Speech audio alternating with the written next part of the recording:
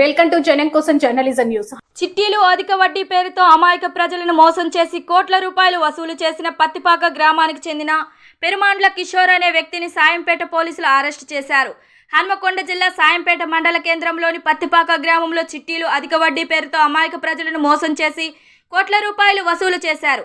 Parakala ACP C Satish Babu తెలిపిన వివరాల ప్రకారం సాయంపేట మండలం పత్తిపాక గ్రామానికి చెందిన పెరుమాండ్ల కిషోర్ 40 సంవత్సరాలు ప్రభుత్వం అనుమతి లేకుండా పెరుమాండ్ల చిట్టి పేరుతో చిట్టీలు నిర్వహిస్తూ 117 మంది వద్ద నుంచి 1.49 కోట్లు, అలాగే అధిక వడ్డీ ఆశ చూపుతూ మరో 59 మంది వద్ద నుంచి 3.55 కోట్లు తీసుకొని మొత్తం 176 మందిని మోసం చేసినట్లు తెలిపారు. బాధితుల ఫిర్యాదు మేరకు సాయంపేట పోలీస్ స్టేషన్లో కేసు నమోదు చేసి నిందితుడిని అరెస్టు చేశారు. మోసం చేసిన డబ్బు కొనుగోలు చేసిన హనుమకొండ, గోపాల్పూర్లోని ఇల్లు, వివిధ ప్రాంతాల్లో 12 ఫ్లాట్లు, వ్యవసాయ భూములకు సంబంధించిన పాస్బుక్లు, బంగారం, వెండి ఆభరణాలు, 25 కోట్ల 39 లక్షల నగదు, కేట్రా కారు సహా సుమారు 8.12 కోట్ల విలువైన ఆస్తులను పోలీసులు స్వాధీనం చేసుకున్నారు. ఈ సందర్భంగా ఏసీపీ సతీష్ బాబు మాట్లాడుతూ ప్రభుత్వం అనుమతి లేని చోట్ల చేరకుండా ప్రజలు అప్రమత్తంగా ఉండాలని, అధిక లాభాలంటూ చెప్పే పథకాలపై నమ్మకం పెట్టుకోవద్దని సూచించారు. కేసును వేగంగా ఛేదించిన సాయంపేట సిఐ రంజిత్ రావు, ఎస్ఐ పరమేష్ మరియు పోలీస్ సిబ్బందిని అభినందించారు. ఈయన అన్రిజిస్టర్డ్ చిట్స్ నడిపిస్తూ ఎవరైతే సబ్స్క్రైబర్స్ ఉన్నారో, చిట్టీదారులు ఉన్నారో ఆయన దగ్గర ఉన్నటువంటి వాళ్ళకి కట్టినటువంటి డబ్బులు రిటర్న్ ఇవ్వకపోగా సతాయిస్తున్నాడు, దొరకట్లేదని చెప్పేసి దాని మీద మోసం చేశాడని, చీటింగ్ చేశాడని చెప్పేసి వాళ్ళు దరఖాస్తు ఇవ్వడం జరిగింది. దీనిలో షాంపేట్ పోలీస్ స్టేషన్లో కేసు రిజిస్టర్ కాగానే దాని అమౌంట్ పే చేసుకొని ఇన్వెస్టిగేషను సిఐ షాంపేట్ గారు చేయడం జరిగింది. వారికి అసిస్టెంట్గా షాంపేట్ ఎస్ఐ గారు కూడా సహకరించినారు. ఈ కేసు లోపల ఫస్ట్ చేసిన దాంట్లో చిట్స్ లోపల మోసం జరిగిందనేది మా ఎంక్వైరీలో తేలింది. ఏంటంటే ఈ పెరుమాండ్ల చిట్స్ అనేది ఏదైతే ఉందో అది అన్రిజిస్టర్డ్ చిట్, అంటే అది ఇల్లీగల్గా నడిపిస్తున్నటువంటి చిట్. దానికి ఎటువంటి రిజిస్ట్రేషన్ కానీ, గవర్నమెంట్ పర్మిషన్స్ కానీ, ఆర్బీఐ పర్మిషన్స్ కానీ ఏవి లేవు. అది రిజిస్టర్డ్ కాదు. ఫస్ట్ ఆఫ్ ఆల్ అది ఫస్ట్. దాంట్లో దాదాపు సబ్స్క్రైబర్స్ 117 మంది మెంబర్స్ అందులో ఉన్నారు చిట్స్ లోపల. ఈ 117 మంది సబ్స్క్రైబర్స్ మాకు చీటింగ్ జరిగిందని చెప్పడం జరిగింది. దానిలో మొదటగా వచ్చినటువంటి దరఖాస్తుదారులందరినీ కూడా ఒక కేసు రిజిస్టర్ చేసిన వాళ్ళందరినీ విచారణ చేయడం జరిగింది. వాళ్ళ దగ్గర ఉన్నటువంటి ఇన్ఫర్మేషన్, వాళ్ళ దగ్గర ఉన్నటువంటి బుక్స్, వాళ్ళ దగ్గర ఉన్నటువంటి ఎవిడెన్స్ తీసుకు కష్టపడ్డటువంటి స్థానిక ఐఓ సిఏ గారు రంజిత్ రావు గారు, శాంపేట సిఏ గారికి, అట్లాగే ఎస్ఐ పరమేశ్వర్ శాంపేట ఎస్హెచ్ఓ గారికి, వీళ్ళందరూ కూడా మేము అభినందన తెలియజేస్తున్నాము. మా సిపి గారు, మా డీసీపీ గారు ఈ మంచి వర్క్ చేసినటువంటి ఆఫీసర్లందరినీ కూడా టైం కోర్సులో వీళ్ళకందరికీ కూడా ప్రాపర్ రివార్డ్స్ ఇస్తామని చెప్పేసి హామీ ఇచ్చిండ్రు. వీళ్ళ వర్క్ను మేము కూడా అట్లాంటి చేస్తున్నాం. అట్లాగే కమెండబుల్ వర్క్ చేసినారు కాబట్టి వీళ్ళకి ఆన్ రికార్డు కూడా, వీళ్ళకి రివార్డ్స్ కూడా ఇవ్వడానికి మా ఆఫీసర్లు ఇస్తామని చెప్పేసి చెప్పారు. వీళ్ళ వర్క్ను మేమందరం కూడా అభినందిస్తున్నాం.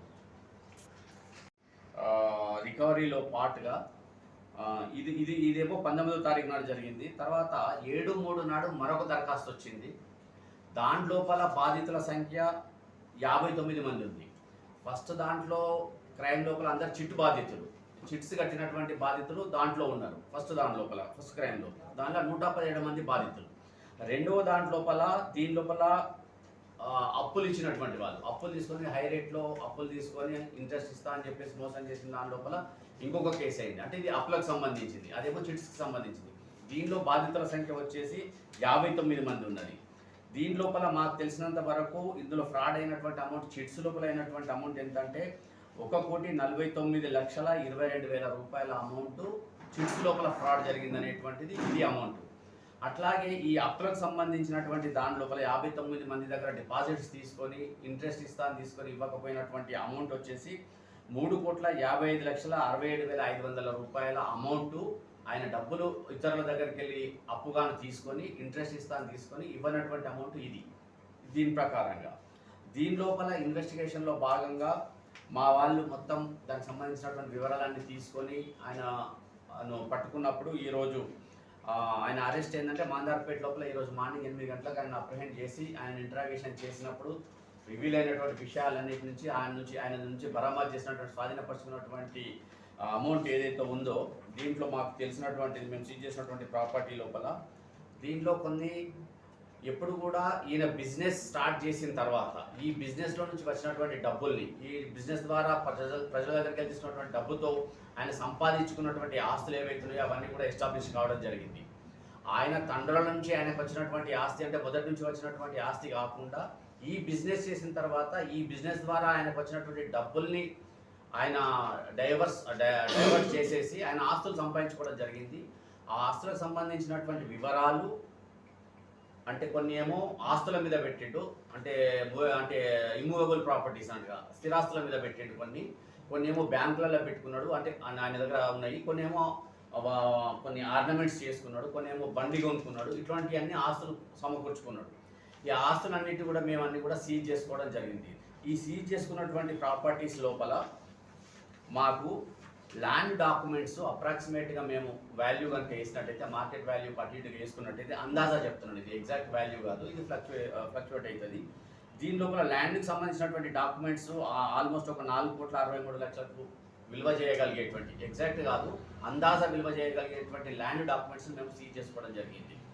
అట్లాగే అగ్రికల్చర్ పాస్బుక్స్ కూడా కొన్ని ఉన్నవి, ఇవి 2,80,00,000 వర్త్ చేసేది అందాజాగా మేము ఇది చేసినాము. దాంతోపాటు ఆయన దగ్గర నిల్వ ఉన్నటువంటి లిక్విడ్ క్యాష్ ఏదైతే ఉందో, రెడీ క్యాష్ ఏదైతే ఉందో అది 25,39,000 రూపాయల నెట్ క్యాష్ కూడా ఆయన దగ్గరికి వెళ్ళి స్వాధీనపరచుకోవడం జరిగింది. అట్లాగే ఆయన ఈ పైసలతో ఈ డబ్బులతో జమ చేసుకొని కొనుక్కున్నటువంటి ఆర్నమెంట్స్ ఉన్నాయి, కొన్ని గోల్డ్ ఆర్నమెంట్స్ ఉన్నవి, వాటిని కూడా మేము ఆయన చూపించి హ్యాండ్ ఓవర్ చేసినట్టు స్వాధీనపరచుకున్నాము. అవి వర్త్ రూపీస్ ఇప్పుడు ఉన్నటువంటి మార్కెట్ రేట్ కొంచెం ఇంచుమించు అటు ఇటుగా మనం కనుక చేస్తే 26,70,000 రూపాయల వర్త్ రూపీస్ ఆర్నమెంట్స్ కూడా ఆయన నుంచి స్వాధీనపరచుకోవడం జరిగింది. ఇవే కాకుండా ఆయన దగ్గర ఉన్నటువంటి కొంత సిల్వర్ ఆర్నమెంట్స్ ఒక 2 లక్షలకు సరిపడికున్నవి, అట్లాగే ఒక 15 లక్షల విలువ చేసేటువంటి ఒక క్రెటా కారు కూడా ఆయన దగ్గరికి వెళ్ళి స్వాధీనం చేసుకోవడం జరిగింది. అట్లాగే ఆయన మళ్ళీ ఈ ప్రాసిక్యూషన్ని ఈ ఇన్వెస్టిగేషన్ని అవాయిడ్ చేయడానికి ఎక్కడికన్నా జంప్ అవుతుంది అనేటువంటి ఉద్దేశంతో ఆయన దగ్గర ఉన్నటువంటి పాస్పోర్టు అట్లాగే సెల్ ఫోన్ కూడా స్వాధీనపరచుకోవడం జరిగింది. ఎందుకంటే ట్రాన్సాక్షన్స్ కొన్ని ఫోన్పేలో కూడా జరుగుతాయి కాబట్టి వాటిని కూడా ఎస్టాబ్లిష్ చేయాల్సి ఉంటుంది కాబట్టి ఆయన దగ్గర ఉన్నటువంటి ఆయన ఇన్వెస్టిగేషన్ అవాయిడ్ చేయడానికి జంప్ కాకుండా ఉండడానికి ఆయన పాస్పోర్టు స్వాధీనం చేసుకోవాల్సి వచ్చింది. అట్లాగే ఆయన దగ్గర ఉన్నటువంటి సెల్ ఫోన్ కూడా మేము స్వాధీనపరచుకోవడం జరిగింది. ఆల్ టుగెదర్ మేము అనుకుంటున్న అప్రాక్సిమేట్ వాల్యూ ఎంత అంటే అందాజాగా మేము స్వాధీనపరచుకున్నటువంటి ఆస్తుల యొక్క విలువ అందాజాగా 8,12,09,000 రూపాయల వర్త్ ఉంటుందని చెప్పేసి మేము అందాజాగా అనుకుంటున్నాం. వాటి అన్నింటి నుండి విలువ కరెక్ట్గా చేయలేకపోయినప్పటికీ కూడా దీంట్లో మేము చెప్పొచ్చేది ఏంటంటే ఇక్కడ జరిగినటువంటి ఫ్రాడ్ ఏ విధంగా జరిగిందంటే ఈ అక్యూజ్డ్ ఎవరైతే ఉన్నాడో ఆయన విద్యార్హతలు పెద్దగా ఉన్నవి, బీటెక్ ఎంటెక్ కూడా రెండు కూడా చేసుకొని మంచి విద్యాధికుడైనటువంటి వ్యక్తి అతడు. ఆయన పూర్వం ఎస్ఆర్ కాలేజ్ లోపల ఎస్వి కాలేజ్ లోపల ఆయన అధ్యాపకునిగా లెక్చరర్గా పనిచేసి చాలని జీతం ఉండడం వల్ల ఆయన ఏం చేశాడంటే కోవిడ్ కంటే ముందు నుంచి ఈ బిజినెస్లో చిట్స్ వ్యాపారం చేయడం జరిగింది, అప్పులు తీసుకోవడం ఇవ్వడం కూడా జరుగుతూ ఉన్నది. ఎప్పటి వరకు అయితే ఆయన ట్రాన్సాక్షన్స్ అన్నీ కూడా పీస్ఫుల్గా సాఫీగా జరుగుతున్నవి అప్పటి వరకు మాకు ఎటువంటి కాంప్లైంట్స్ రాలేదు.